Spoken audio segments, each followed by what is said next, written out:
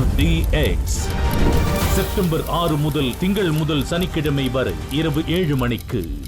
கடலூர் மாவட்டம் புத்தனக்குப்பம் பகுதியில் இருக்கக்கூடிய செம்மண் குவாரியில் அரசு அனுமதி வழங்கிய அளவை விட கூடுதலாக செம்மண் எடுத்து விற்பனை செய்யப்பட்டு வருவதாக புகார் எழுந்திருக்கும் நிலையில் இதுகுறித்து செய்தி சேகரிக்க சென்ற செய்தியாளர்கள் குழு தாக்கப்பட்ட சம்பவம் அரங்கேறியிருக்கிறது. இது தொடர்பான விவரங்களை நம்முடைய செய்தியாளர் பாரிவள்ளல் வழங்க நாம் கேட்கலாம். பாரிவள்ளல், இந்த மணல் திடல்கள் மீது ஏதேனும் நடவடிக்கை எடுக்கப்பட்டிருக்கா? செய்திக்குழுவுடைய பாதுகாப்பு எந்த அளவுக்கு உறுதி செய்யப்பட்டிருக்கு? தற்போதைய நிலை என்னங்க?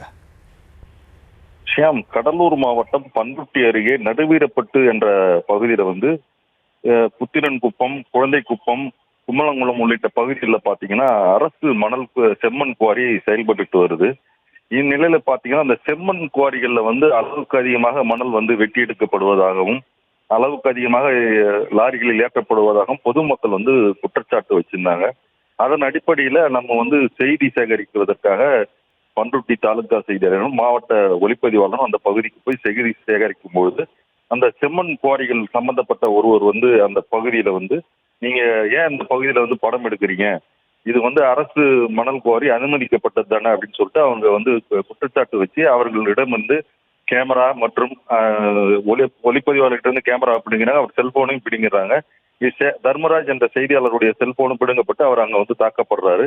இந்நிலையில் அந்த மணல் குவாரியை பொறுத்த வரைக்கும் பாத்தீங்கன்னா அரசு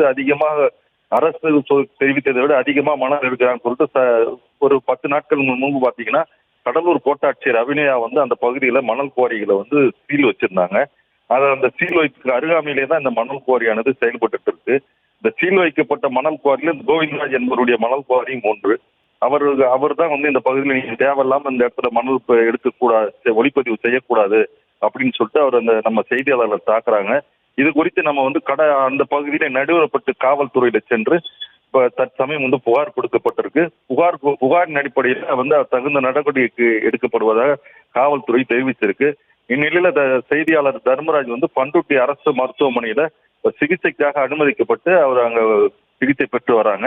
இது குறித்து கூடுதலாக காவல்துறை தெரிவித்தது உரிய நடவடிக்கை எடுக்கப்படும் சொல்லிட்டு தெரிவிச்சிருக்காங்க. ஷாம், தொடர்ந்து இந்த பகுதிகளில் நம்ம எடுத்தது கேமராவை பிடுங்கினாலும் அந்த எடுத்த வீடியோக்களை டெலிட் பண்ணாலும் மீண்டும் நம்ம ஒரு முறை அந்த பகுதிக்கு சென்று எடுக்கக்கூடிய காட்சியை தான் நம்ம இப்போ பார்த்துட்டு இருக்கோம். ஷாம்,